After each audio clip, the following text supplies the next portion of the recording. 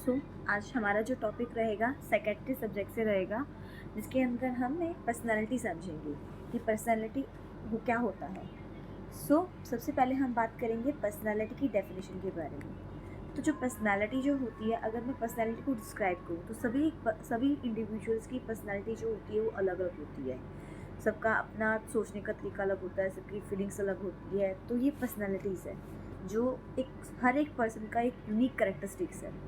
तो पर्सनैलिटी जो है एक लेटिन वर्ड है, ये एक लेटिन वर्ड है जिसको हम परसोना बोलते हैं। एक लेटिन वर्ड से लिया गया एक वर्ड है जिसको बोलते हैं परसोना, जिसका मतलब होता है विच मीन्स पर्सनल आइडेंटिटी। कि भाई हर एक इंडिविजुअल की उसकी खुद की पहचान जो होती है उसको हम पर्सनैलिटी कहते हैं, या फिर इसको हम पर्सनल एक्सीडेंस भी बोल सकते हैं या पर्सनल मास्क भी बोल सकते हैं। ये हमने बात करी पर्सनैलिटी के बारे में। तो पर्सनैलिटी की डेफिनेशन के बारे में बात करते हैं तो क्या होता है। Personality is a unique pattern. ये एक यूनिक पैटर्न होता है जिसका यूनिक मतलब सबका अलग अलग, सबका एक अनोखा। तो आपकी जो पर्सनैलिटी होती है उसमें आपको एक यूनिक पैटर्न मिलता है जिसमें आपकी सोच, आपकी फीलिंग्स, आपका बिहेवियर्स, ये सब जो होता है वो एक पर्सन से दूसरे पर्सन से अलग होगा। So that distinguish a person from other, तो इसको हम बोलेंगे पर्सनैलिटी। तो ये हमारी पर्सनैलिटी होती है इसके अंदर। इसके अलावा कुछ और बात करते हैं कि भाई हमारी जो पर्सनैलिटी होती है वो एक यूनिक करेक्टरिस्टिक्स होता है एक पर्सन का। मतलब एक पर्सन की जो आइडेंटिटी है वो सबसे अलग क्यों है, तो उसका एक अपने में ही क्या है, एक यूनिक करेक्टरिस्टिक्स है। देन इसके साथ साथ क्या है कि अगर हम बात करें तो आपकी जो पर्सनैलिटी होती है वो कैसे एक्सप्रेस की जाती है। तो इट कैन बी एक्सप्रेस, आपकी पर्सनैलिटी को एक्सप्रेस किया जा सकता है थ्रू द बिहेवियर। आपके बिहेवियर पे भी आपकी पर्सनैलिटी डिपेंड होती है। पर्सनैलिटी जो होती है, अगर हम बात करें क्या पर्सनैलिटी कभी चेंज हो सकती है? नहीं, personality can not be changed. Personality कभी भी चेंज नहीं हो सकती है, पर हम इसको चेंज कर सकते हैं, मॉडिफाई कर सकते हैं, इसको नई तरीके से कर सकते हैं। तो वो आपको क्या करना पड़ेगा, अगर आप अपने बिहेवियर को मॉडिफाई कर लो तो इससे आपकी पर्सनैलिटी क्या हो सकती है, चेंज हो सकती है। अब हम बात करते हैं कि पर्सनैलिटी जो होती है उसके अंदर कौन से आपके फैक्टर्स होते हैं। तो अगर हम बात करें कि पर्सनैलिटी की डिपेंड करती है कुछ फैक्टर्स पे, कि भाई आपकी पर्सनैलिटी जो है उसको डिटरमाइन करना है तो उसके कुछ आपके फैक्टर्स होंगे। तो जो सबसे मोस्ट इम्पॉर्टेंट फैक्टर होता है पर्सनैलिटी को बताने के लिए, पर्सनैलिटी को डिटेक्ट करने के लिए, या आपकी यूनिक पर्सनैलिटी जो है वो कहाँ से आपको मिली, तो इसमें जो मोस्ट कॉमन फैक्टर होता है वो होता है आपका हेरिडिटी। तो हेरिडिटी जो होती है इट मीन आपको जो पर्सनैलिटी होती है कुछ वो आपको पेरेंट्स से मिली होती है, कुछ वो बायोलॉजिकल होती है, कुछ वो जीनोटाइप के थ्रू भी आपको पर्सनैलिटी मिलती है इसके अंदर। तो ये तो हमने बात करी फर्स्ट। अगर मैं सेकंड फैक्टर के बारे में बात करूँ तो वो होता है आपका इन्वायरमेंट। तो आपका इन्वायरमेंट भी आपकी पर्सनैलिटी को मॉडिफाई करता है, उसको आपको पर्सनैलिटी को वो शेप देता है। तो it is a second most important factor. ये आपका सेकंड मोस्ट इम्पॉर्टेंट फैक्टर्स है जो आपकी पर्सनैलिटी को एक शेप देगा। जैसे एग्जांपल, आपका स्कूल कैसा है, आपके टीचर्स कैसे हैं, आपका मीडिया कैसा है, आपके फ्रेंड्स कैसे हैं, तो डिपेंड करता है इससे। और जो थर्ड होता है वो होता है सेल्फ, जिसमें आपकी पर्सनैलिटी आपके जरिए भी होती है, जिसके अंदर हमारे कुछ कंपोनेंट हैं। जैसे इसमें आता है नो वन। तो इसमें क्या होगा, इसके अंदर एक इंडिविजुअल जो होता है उसको अपने बारे में पता होना चाहिए कि भाई हु एम आई, वो कौन है, उसके बारे में उसकी स्ट्रेंथ, उसकी वीकनेस। तो इससे ज़रिए भी उसकी वो अपनी पर्सनैलिटी को पता लगा सकता है। दूसरा होता है स्ट्राइवर।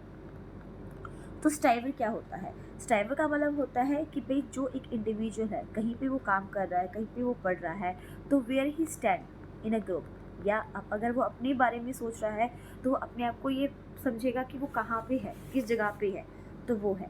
देन उसके बाद आता है इसके बाद डूअर।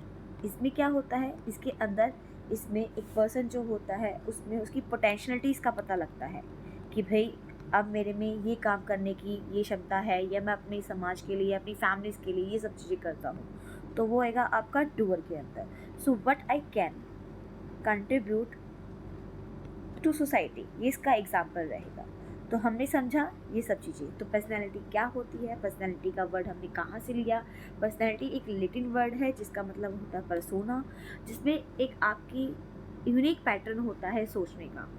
एक बंदे से अलग, दूसरे बंदे से जो अलग होती है उसको क्या बोलते हैं, पर्सनैलिटी बोलते हैं। तो ऐसे ही हमारे काफ़ी सारे साइकोलॉजिस्ट आए जिन्होंने क्या हुआ, पर्सनैलिटी को क्या किया, उन्होंने डिस्क्राइब किया on the basis of theories.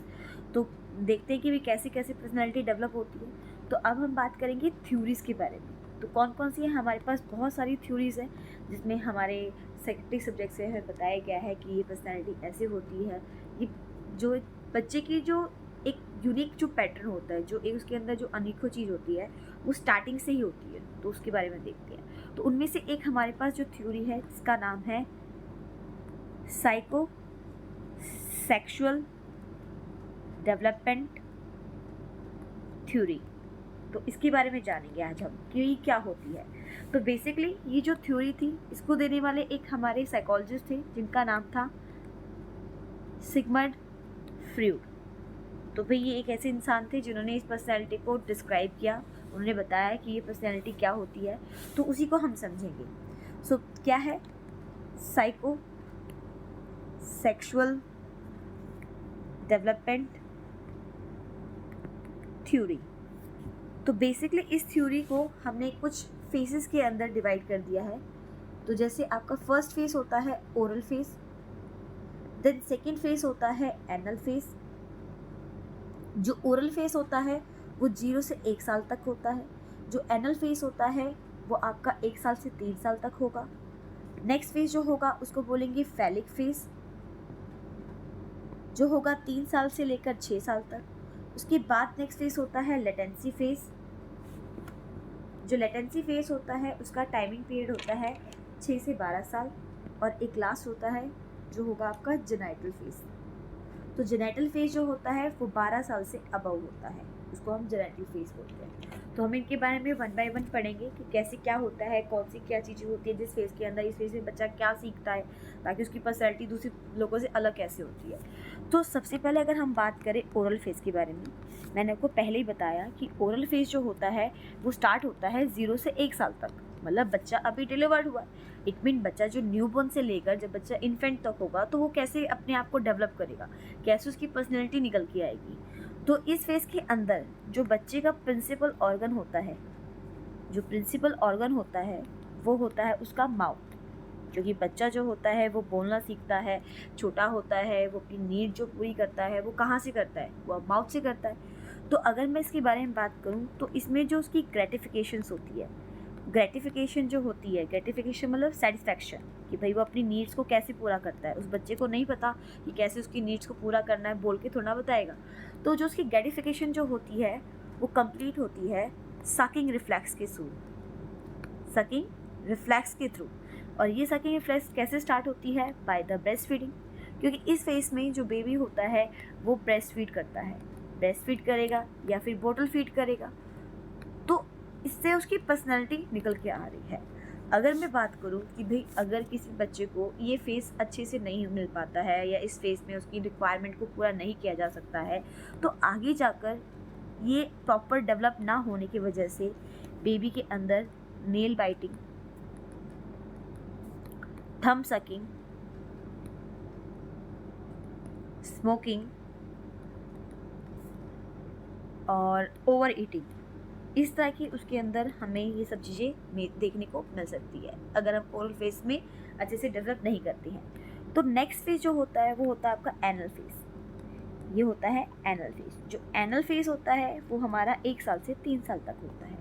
इस फेज को हम ट्रेनिंग फेज भी बोलते हैं। क्यों फेज, तो कौन सी training phase, toilet training phase,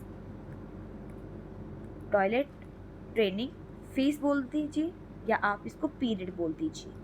क्योंकि इस फेज में हमें जो बच्चा होता है वो अब एक इन्फेंट एज को छोड़कर अब वो टोडलर एज में आ रहा है। तो इस फेज में अगर आपसे पूछे कि भाई इसमें हमारा जो प्रिंसिपल, जो बच्चे का जो प्रिंसिपल ऑर्गन होता है वो क्या रहेगा, इस फेज में जो उसका प्रिंसिपल ऑर्गन होगा वो उसका रहेगा एनाल कैनाल और उसका रेक्टम। ये इसके प्रिंसिपल ऑर्गन रहेंगे। तो बच्चा जो अपनी ग्रेटिफिकेशंस है वो कैसे पूरा करेगा? तो जो बच्चे की जो ग्रेटिफिकेशन जो पूरी की जाएगी वो कैसे की जाएगी? By passing stool as well as control it and by controlling child. इस फेस में जो बच्चा होता है उसको टॉयलेट ट्रेनिंग दी जाती है। इसका प्रिंसिपल ऑर्गन जो होता है वो एनल कैनाल होता है। इस फेस में हम बच्चे की जो ग्रेटिफिकेशन जो पूरी होगी वो स्टूल को क्रॉस करके पता लगेगी कि भाई वो कैसे वो पास करेगा, कैसे वो कंट्रोल करना सीख रहा है। ये सब चीज़ें इसमें इस फेस में हम उसको सिखाएंगे। या फिर इसमें हम ये कह सकते हैं कि भाई इस फेस के अंदर जो बच्चा होता है वो अपने इमोशंस कंट्रोल को भी अच्छे से डेवलप कर लेता है या उसमें वो परफेक्शनिस्ट हो जाता है। सो अगर हम बात करें कि अगर बच्चे का ये फेस अच्छे से फुलफिल नहीं हो पाया या उस चीज़ पे ध्यान नहीं दे पाए ड्यू टू एनी रीज़न, तो उसमें आगे जाकर बच्चे को क्या प्रॉब्लम हो सकती है? तो इसमें जैसे आपका होता है OCD, ऑब्सेसिव कंपल्सिव डिसऑर्डर्स, ये हो सकता है। कॉन्स्टिपेशन की प्रॉब्लम बच्चे के अंदर हो सकती है। तीसरा जो होगा वो होगा आपका IBD का मतलब होता है इन्फ्लामेटरी बाउल डिजीज। तो ये बच्चे को आगे जाकर इस तरह की प्रॉब्लम फेस करने को मिल सकती है। सो नेक्स्ट फेज जो होता है, जो थर्ड फेज होता है, वो होता है आपका phallic phase. According to Freud, उन्होंने जो थर्ड फेज दिया है उसका नाम है फैलिक फेज। तो फैलिक फेज जो होता है वो 3 साल से लेकर 6 साल की उम्र में 6 साल तक चलता है। इस फेज के अंदर क्या होगा, इसमें जो बच्चा होता है तो सबसे इस फेज में एक ये फेज ऐसा फेज होता है जिसके अंदर बच्चा अपने जेंडर्स को, अपनी आइडेंटिटी को वो पहचान सकता है कि भाई मैं बॉय हूँ या मैं लड़का हूँ। अगर सीधी सादी अगर आपसे पूछे, अगर हमने पीडियाट्रिक में भी पढ़ा है कि भाई बच्चा अपनी जेंडर को कब आइडेंटिफाई करना सीख जाता है कि भाई मैं लड़का हूँ या लड़की हूँ, तो 3 साल की उम्र में वो आराम से पता लग जाता है उसको कि भाई he is a boy and वो कौन सी ग्रुप से बिलोंग करता है। तो यही लिखूँगी इसके अंदर में कि इस फेज के अंदर जो होता है, जो बच्चा होगा चाइल्ड अवेयर अबाउट ग्रुप, कि भाई वो कौन सी ग्रुप से बिलोंग करता है। ही बिलोंग मेल है या वो फीमेल है, या वो बॉय है या वो गर्ल है, तो ये इसको पता लगेगा इसके अंदर। अगर मैं और अच्छे से समझाऊं तो इस एज के अंदर जो बच्चा होता है he can easily differentiate reproductively और स्ट्रक्चरली। वो अपने आप को रिप्रोडक्टिवली और स्ट्रक्चरली अपने आप को डिफ्रेंशिएट कर सकता है। या आप बोल सकते हो कि भाई अगर स्ट्रक्चरली अगर बात करें तो फादर और मदर के बीच में भी वो बता सकता है कि who is male and who is female. ये चीज़ है। अगर इस फेज़ के अंदर ये बच्चा इस फेज़ में ये चीज़ें नहीं सीख पाता है तो आगे जाकर उस बच्चे के अंदर होमोसेक्सुअल या ट्रांससेक्सुअल जैसी प्रॉब्लम अपीयर होने के चांसेस देखने को मिल सकते हैं। तो ये हमने बात करा फेलिक स्टेज के बारे में, फेलिक फेज के बारे में। अब आगे जो नेक्स्ट फेज जो होता है अकॉर्डिंग टू दिस थेरेपीज, तो इसमें हमारा जो नेक्स्ट फेज होता है वो होता है latency phase. According to this theory latency phase जो होता है वो 6 ईयर से लेकर 12 ईयर के पीरियड के बीच में होता है। तो इस फेज में क्या होगा, ये जो फेज होता है वो आपके फेलिक फेज से सेम होता है, लेकिन थोड़ा सा इसमें चीज़ें निकल के आती हैं, जैसे और कुछ और इम्प्रूव होता है। जैसे अगर बात करें तो इस फेज के अंदर जो बच्चे का पीयर ग्रुप होता है, पीयर ग्रुप एक्टिविटीज़ या जो बच्चे की जो लर्निंग स्किल्स है वो इम्प्रूव होते हैं, ये कह सकती हूँ। या मैं ये बोल सकती हूँ कि जो आपके फीचर्स ऑफ फेलिक फेज है, जो फेलिक फेज के जो फीचर्स थे वो इसमें क्या हो जाएंगे, सप्रेस हो जाएंगे इसके अंदर, मतलब वो फेस में ये फेस से चले जाएंगे इसके अंदर। तो हमने बात करी इसके बारे में। सो अगर आपसे नेक्स्ट इसमें इंपॉर्टेंट बात ये निकलती है, अगर ये फेस बच्चे का अच्छे से नहीं हो पाता है या ये कवर नहीं हो पाता है किसी भी रीज़न से, तो बच्चे के अंदर क्या देखने मिलेगा, तो बच्चा जो होगा वो बच्चे के अंदर लो मोटिवेशन हो सकता है, बच्चा डिप्रेस्ड हो सकता है, बच्चे की परफॉर्मेंस जो होगी वो भी पुअर हो सकती है। तो हमने ये सब चीज़ें पढ़ा। अब हमारा जो नेक्स्ट आपका लास्ट जो फेस है वो फेस है जेनाइटल फेस। तो जेनाइटल जो फेस होता है, ये फेस होता है अबव 12 ईयर, मतलब इस फेस में एडोलसेंट फेस स्टार्ट हो जाता है।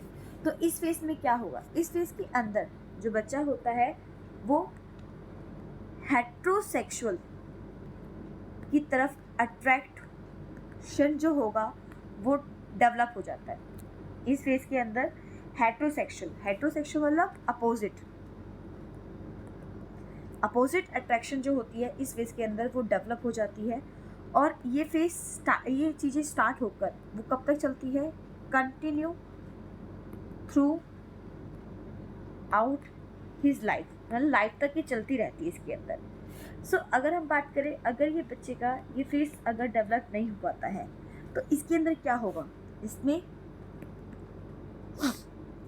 इन सेटिस्फाइड मैरिटल लाइफ बच्चे के अंदर ये प्रॉब्लम हो सकती है, या हम कह सकते हैं इम्पोर्टेंसी।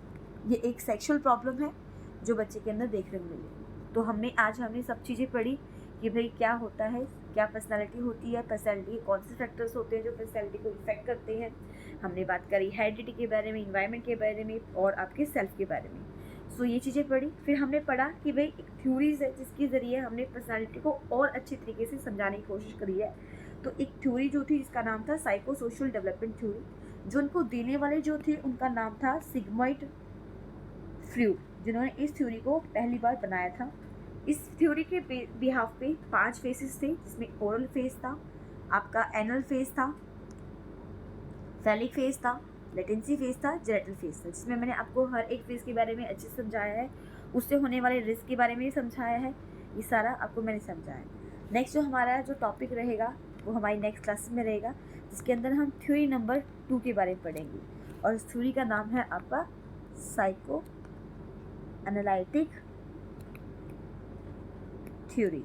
ये थ्योरी भी सिगमंड फ्रॉइड ने ही डिस्कवर करी थी, जो हम नेक्स्ट क्लास में डिस्कस करेंगे। Thank you.